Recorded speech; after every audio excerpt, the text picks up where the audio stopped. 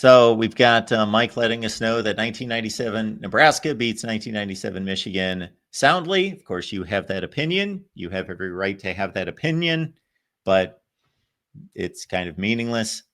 So again, our purpose and mission here is not to tell any of you who's the best team in any particular year. I don't care who the best team is. We don't know who the best team is.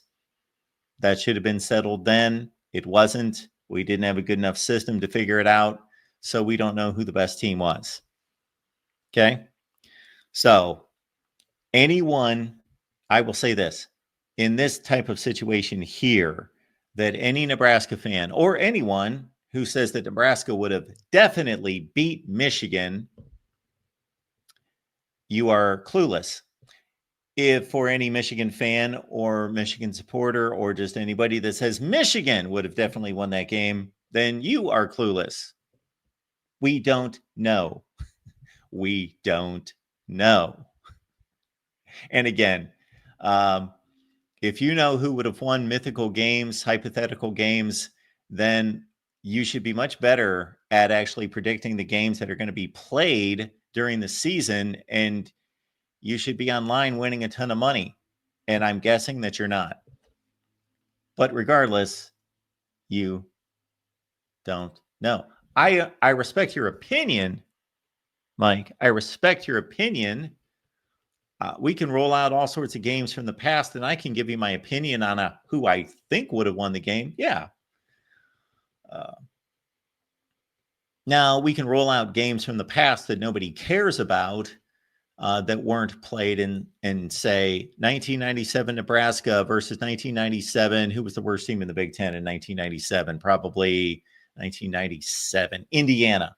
Who would have won that game? Well, that is pretty clear that Nebraska would have won that game. Or Michigan 1997 against the worst team in the Big 12. Well, yeah, we can safely say that those are not comparable teams. But in a situation like this, again, who knows? I'm sure Moose has already taken up the fight that that Michigan would have won, no doubt. And again, Moose doesn't know either. None of us know. We have no idea. We can only guess. And the guess doesn't matter because the guess is never going to be played for us to find out. So actually, even though this is a difficult season to weed through, we could sit and compare these teams all day. Quarterbacks, running backs, offensive lines, defenses. We could go through the whole thing. We can go through the schedule. I've done it before countless times. The bottom line is that these were two exceptional football teams, and they both have valid arguments. Like if we had to select one team, if somebody held a gun to my head and I had to select a team, well, actually, my vote would be split in this way. If you asked me who earned the national championship more so than the other, again, I just think it's so close that I'm not going to say other than Nebraska won a game on a fluke. Nebraska won a game on a fluke. So therefore, I would say they won it fair and square. It's not like they did anything illegal or that the refs blew a call. They won it fair and square. But typically, you don't draw up plays in which you're throwing passes off guys' cleats from the opposing team to ricochet into the hands of your player to win football games. So that's typically not the way it's done. So in that manner, Nebraska got luckier than Michigan. I would think that any Nebraska fan would admit to that on that one game occasion that Nebraska got luckier than Michigan. There's no debating that. It's not even debatable. Okay. So that's the argument. The argument also could go Michigan's way that they played a tougher schedule. It started out to appear to be a tougher schedule. I don't know that in the end. I'm not going to carve through it right now because there's only one conclusion to this. They both won the national championship. Now, on Nebraska's side, are the obvious points that they beat a better team in their postseason appearance. Tennessee, better team, substantially better team than Washington State. And Nebraska drubbed them. Michigan skated by Washington State. Shoot, Ryan Leaf was throwing the ball in the end zone to pull off the upset at the end of the game. And Nebraska was coming off a game against Texas A&M in which they just bloodied them. They put up 54 points. They beat them by 39. They beat them by, 39 points. And Michigan certainly deserved to beat Ohio State. They outplayed them. They were the better team, but it was close. It was a close game. It's 20-14. Charles Woodson basically won that game. Without Charles Woodson, Michigan certainly would not have defeated Ohio State. I don't know who else they might have lost to. They skated by Iowa. They got by Iowa.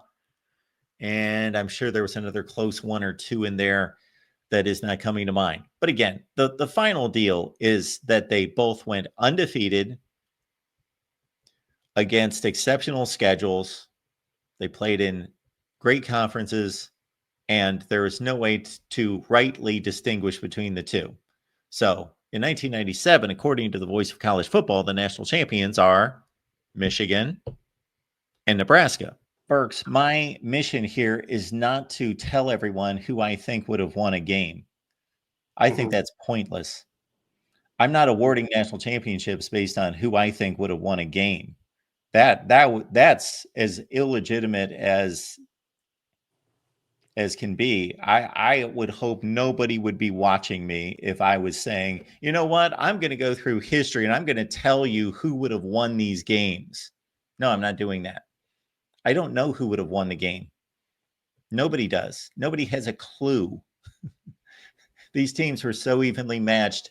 Nobody has a clue who would have won a matchup. That's not what I'm here to do. What I'm here to do is to right wrongs in terms of teams that got screwed out of national championships, or teams that got elevated that did not earn the national championship. So in this particular year, now I talked through the argument for each side. So for me, this is the argument.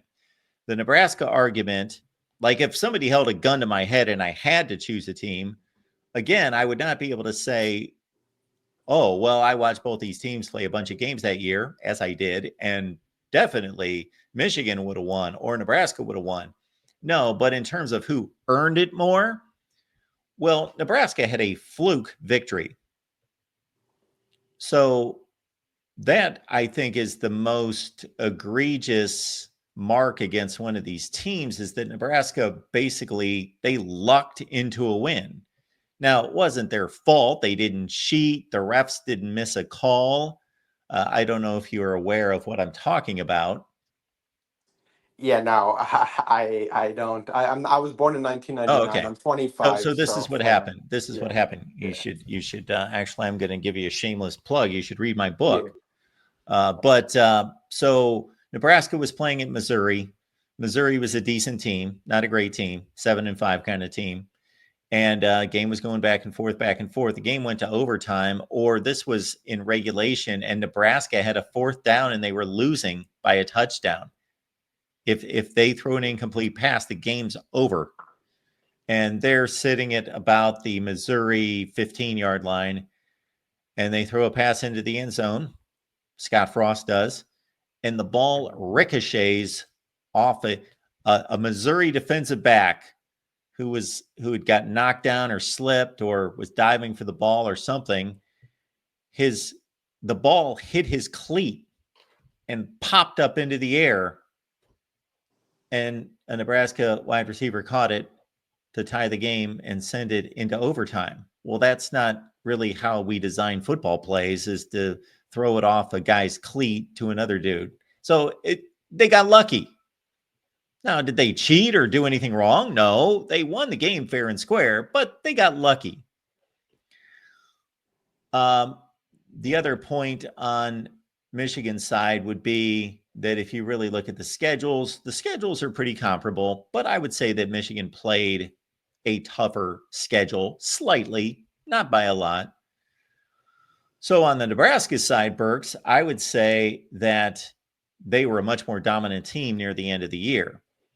Michigan slipped by Ohio State. That was a close game. They escaped. I'm not saying they weren't the better team. They were certainly the better team, and they deserved to win the game. But man, Charles Woodson won that game. Charles Woodson had an interception in the end zone. He had a punt return for a touchdown. He had another pass play in which he was playing wide receiver for like 40 yards to set up a touchdown. He played a great game, and he won the Heisman Trophy on that day against Ohio State. And then, of course, Michigan won the Rose Bowl game against Washington State by 5, and Washington State was throwing the ball into the end zone to win the game. So that was a close Rose Bowl.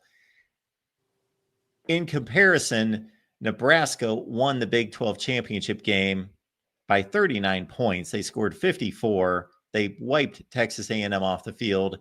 And then they probably played what was either Florida State or Tennessee was the other best team in the country after those two. And they took out Tennessee pretty easily. 42-17, I believe, was the final score. So Nebraska was playing better football at the end of the year. Dude, yeah, I 100% agree with what you just said. And not only that, if Woodson wouldn't play, I truly feel like, let's say like they were the verse Michigan, Nebraska, and Woodson wasn't playing, I just don't see how Michigan could, like beat Nebraska by so much, because Woodson was a one man army kind of player, Yeah. like he was amazing. And if he didn't, and you're right, Nebraska was just at the end, they just like were dominating. They finished so strong. And so when I search up this, Nebraska and Michigan, it seems like the internet is favoring Nebraska much more than Michigan, just because of how they finished at the end. And when you look at the numbers of Nebraska was number one in offense, Michigan was number one in defense. Nebraska was actually number 6, I think, or 5 in defense, and Michigan was 40th in offense. So Nebraska actually has the edge in terms of statistics and how they finish at the end, but at the end of the day, you don't know what's going to happen. Like, look at Michigan, Sure. Ohio State. Look at Michigan, Ohio State last year. Ohio State edged Michigan in everything, so like on almost everything, I would say, right? And Michigan did the upset. So I understand. I agree with you. This is actually smart that you don't really try to choose like who you think is going to win if these two teams haven't played yet. Who's going to Yeah. win it? Yeah.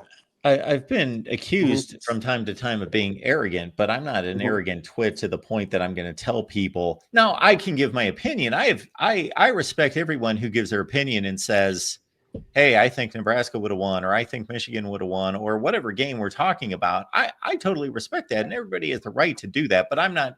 I'm doing something that's systematic. I want to be able to release something that says, the voice of college football, meaning myself, but our entire community, we have vetted out every season in the history of college football, and we've righted some wrongs. And it's not based on just, oh, I think they would have won. I like them. I like their colored jerseys, that kind of thing. No, it was based on logic and reason and weighing the resumes.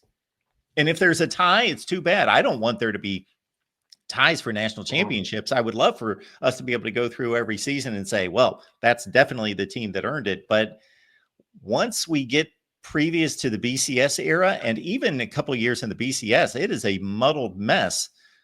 There's going to be seasons where I'm going to say, you know what, there's 5 national champions. According to our system, there's 5-11-1 teams and they didn't play each other. And there's a couple seasons coming in the 70s where it's like that.